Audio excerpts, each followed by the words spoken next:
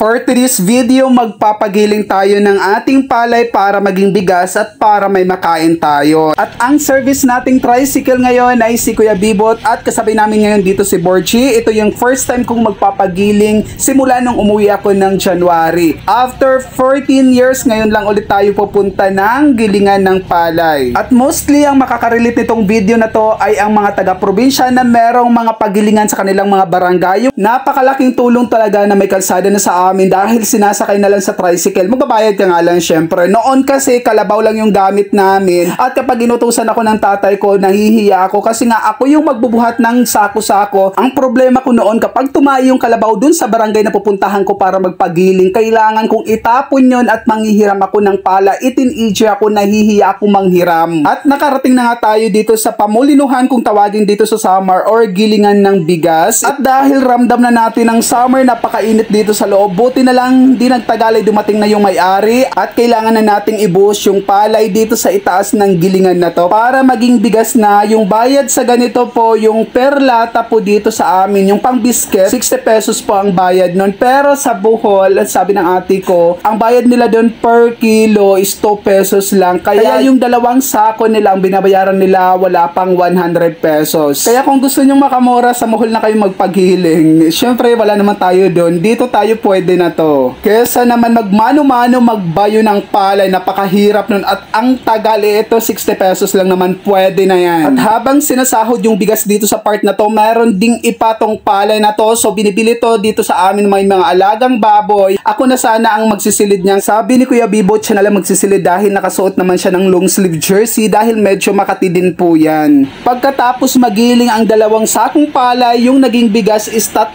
lata at may natirang kaunti pa. Kaya 180 pesos lang yung binayaran natin. At dahil mabait si Kuya Bibot at si Borgie dahil hindi ako nakapagbuhati at hindi ako ang nagsilid ng ipa, so bilang pasasalamat, ilibre natin sila ng halo-halo. Maliit man ito na bagay pero pagpapakita lang to ng appreciation ng effort nila. Hoy, wag mong kainin yan, hindi mo pa bayad yan. Naloka ako nung paalis na kami, hindi pa pala ako bayad dahil nung tinanggap ko to, 3 hawak-hawak ko dahil hindi ko na pinasilid sa plastic. Ang hindi nakalimutan ko magbayad. Nagmukha tuloy tayong nag 1, 2, 3. Ang dami ko kasing hawak, kaya yung tuloy nakalimutan ko. At dahil paulan na, nag-decide na si Kuya Bibot na kahit hindi pa ubos ang aming halo-halo na magbiyahin na baka mabasa pa yung bigas. Kaya pagdating dito sa bahay, kailangan kong isalin dito sa aming mga lagayang lata para hindi siya bukbukin or pasukin ng mga kung anik-anik. Ang nangyari nga dito is nabutas yung sako dahil hinila ko sumabit sa may pako. At ito na lahat yung pinagiling nating bigas. I hope na umabot to ng 2 months dahil marami kami dito. Minsan 1 buwan lang ang aming bigas. Please like and follow and share po.